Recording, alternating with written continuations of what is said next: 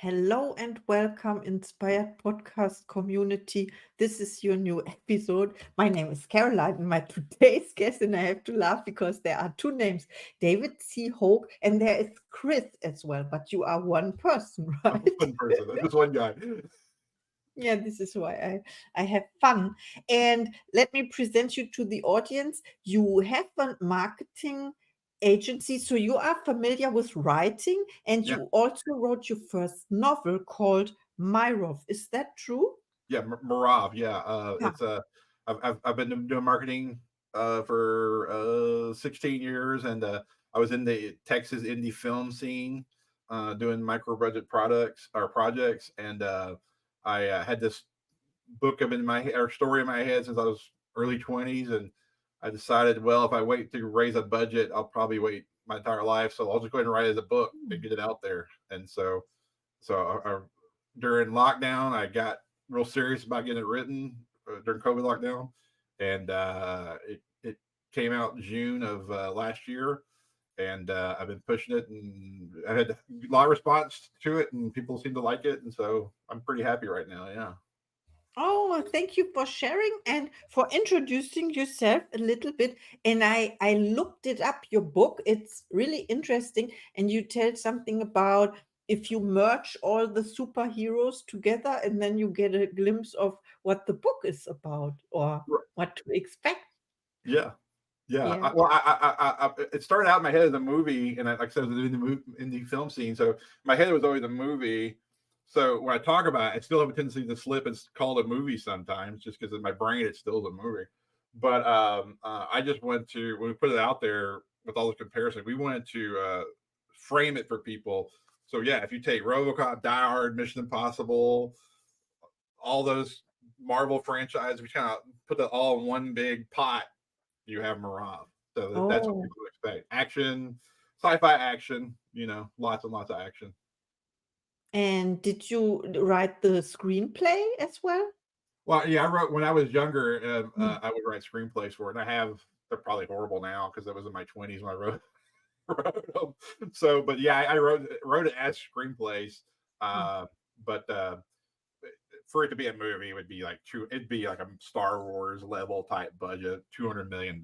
So I said, well, I'm just going to get it out there as a book, and that way people can enjoy it. And then one of these days, I happen to find $200 million, I'll make the movie then. Okay, that sounds great.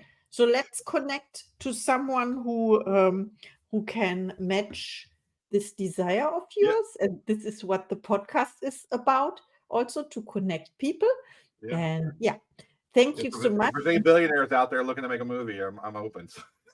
yeah, episode 77. Just saying. Okay. And what inspires you?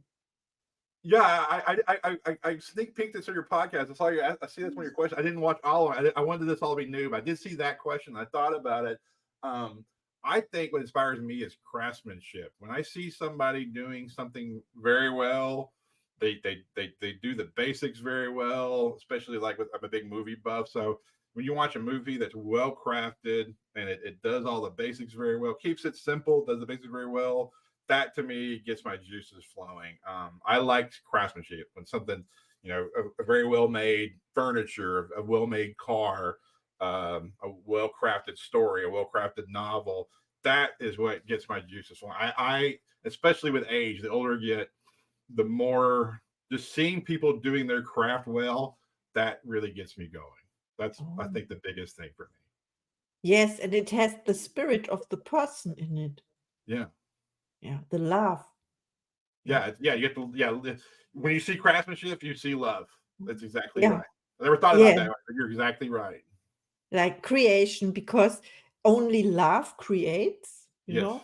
And this, Yes. yeah, you see? Wow, amazing. Thank you Yeah. so I much. love that. And who inspires you? Who inspires me?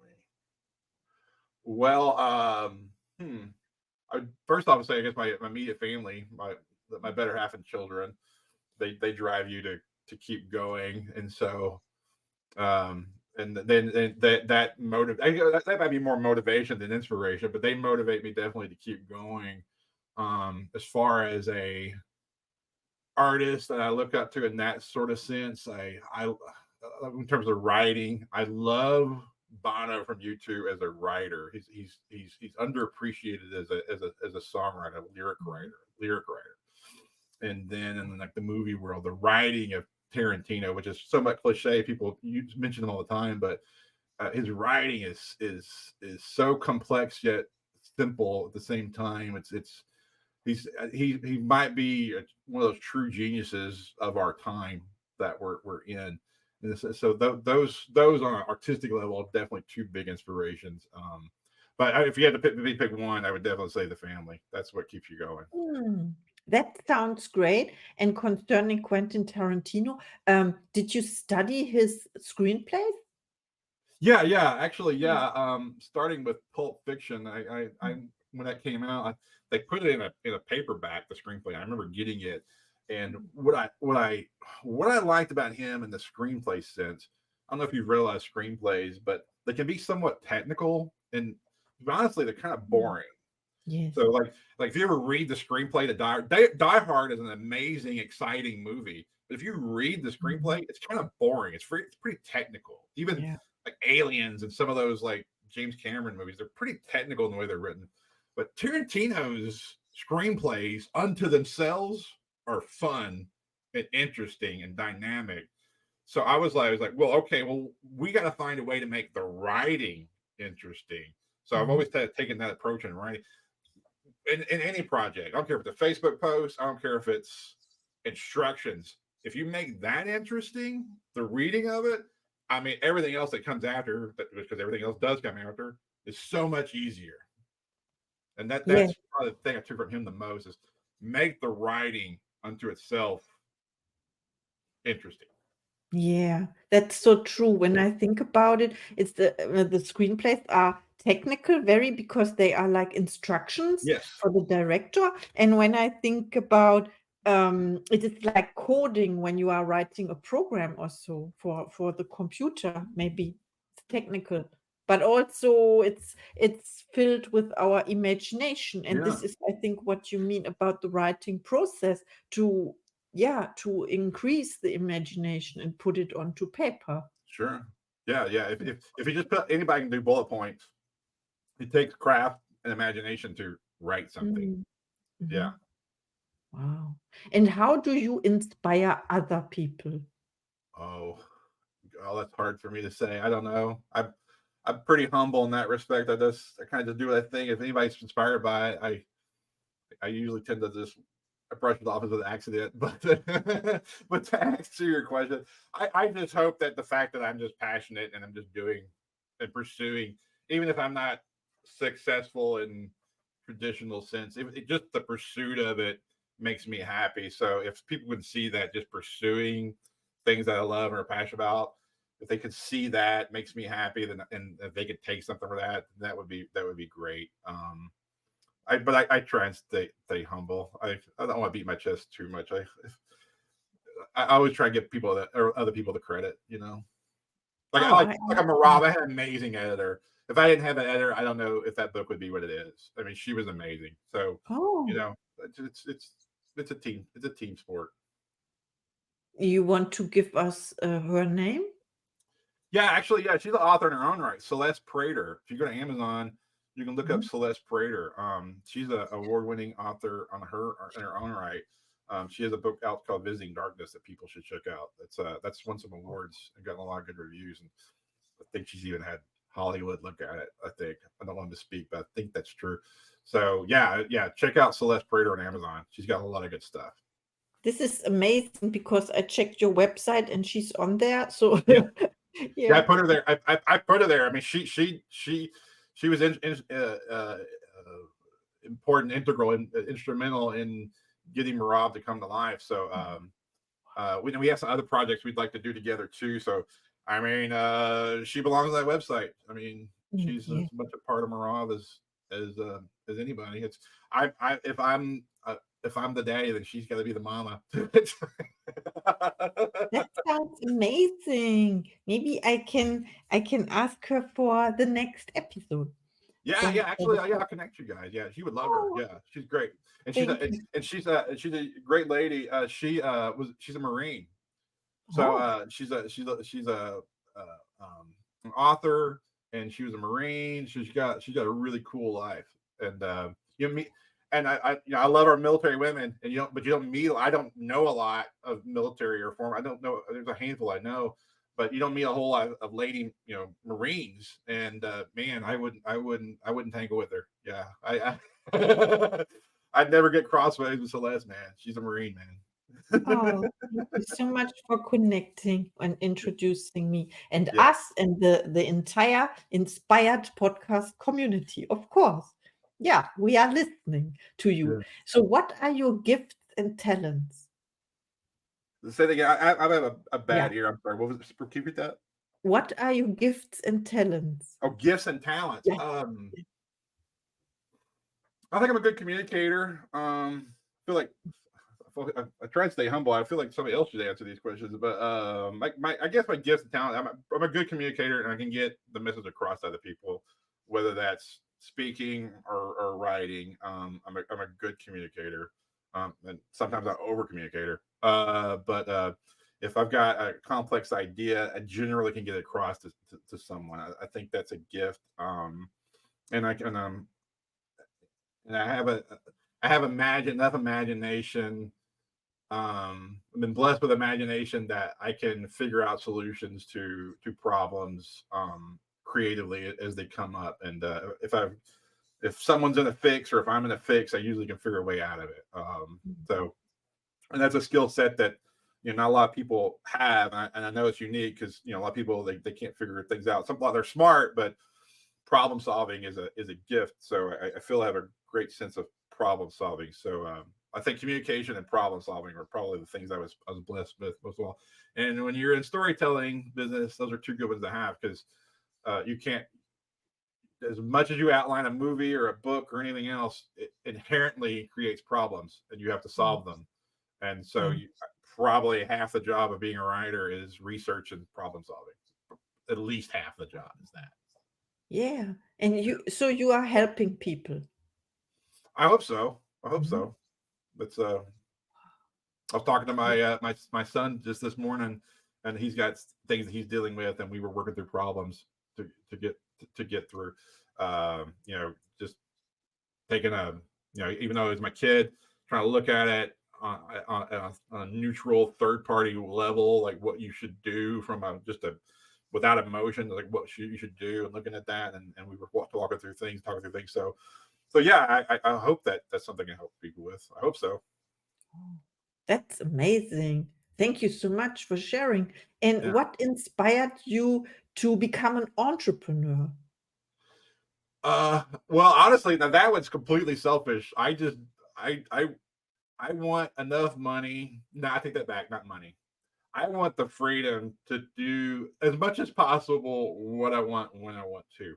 It's not so much a money thing as it is a freedom thing. So, Yeah. um, I've and my first part of my life, I was a regular employee at a place, but that just doesn't work for me. I mean, here I am talking to you in the middle of the day on a work day, so I have the Mm, freedom to mm, stop and do this podcast with you. I didn't have to wait till tonight after work to do it. So to construct my life in such a way that I can do that, that drives me a lot. mhm. I mean, life's Yeah. better when you can just stop and go to the movies in the middle of the afternoon on a work day. That's great. Yeah. And no one tells you what to do. Yeah, for the most part. I mean, you always have clients, Mhm, and so you always have that. So you always, in some sense, have to meet expectations with somebody. Even as an author, I'm having to meet expectations mhm. of the audience that's going to read it. But you just try and minimize that. I think entrepreneurship is just minimizing that as much as Mhm. possible. Yes. And what is your goal for 2024? To get book two out, I'm working on another book. Not I want Morav to be a series, but I needed a break. I need a palate cleanse Mhm, from that. So I'm working on a western. It's a traditional, western. So I'm working mhm, on that. I'm hopefully I have it out by the summer, maybe fall. So if I can get that out and done, I'll call 24 a good year. mm. But which I think I That can. I think it's totally attainable. I'm 50,000 words in, so I think it's totally attainable. Wow. I love that. I look forward to it, to Yeah, see thank your you. next book. Yeah, Yeah, thank you so much. Okay, my last question is sure. when people reach out to you after listening to this episode, what can they expect? And do you have a special offer for them? Oh gosh, I didn't even think about that. Well, they expect to get an exciting book. The book's definitely not boring, so they reach out for me for the book. That's definitely they're not going to be bored. That's for sure. It's a long book. It's an epic sized book, but there's no dull moments. There's no long scenes of just self reflection and thinking. No, it's action, action, action, action, action. So they're definitely an exciting book. As far as an offer, I'll be honest with you. I purposely priced the book to be the cheapest that Amazon Oh. would allow. Mhm. So I might have to think about that and just like comment on a podcast in the future, like what I would do. I don't know if I have anything No, off the top it's of my good. head I can Maybe you have offer. an advice if someone is up to writing their own book, and maybe you can give advice when Oh someone yeah, that's reaches definitely out or something. so. Yeah, yeah. Yeah. If somebody just wants to go to the website and contact me, Mhm. I can always point in the right direction. I might not have an answer, but I'm a really good researcher, so I usually can point them in the right way. Yeah. And I've had people through the process ask me about writing a book, and what I have found best is just put them on the right road, and then let them Mhm. figure it out. If you spoon feed them, that's usually that's not best. It's just best if you. So I think the main benefit I can be is I can put them on the right road, and Mhm. that's great. And I had to go out, and that's the main thing I got out of mentorship was just I needed somebody to put me on the right roads, and that's what I went and got. So if I could do that for somebody else, that would be yeah. I mean, we call that an offer, call that a service I can give to them. I would be happy to do so. Yeah, Oh, thank you so much. It sounds great because sometimes it only needs one impulse or one thought to yeah. get people started. Yeah, Yeah. and yeah, and back on the Amazon thing, my this would be my first book. The main goal I had was for it to just be read.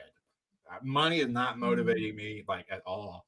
So I purposely went through and made it be the cheapest prices that would allow. Yeah. Um, but I didn't want to do free because I think you have to place a value on things. Free Yes. suggests no value, and I didn't want to do that. So I just the happy medium was to make the book price. So I'm not looking to make a fortune off the book. I just want to share it. I think at this point in my life, I just want to be seen, read, and shared. So if people go out and they get it and read it, that's all I can ask, and that makes me just happy as can be.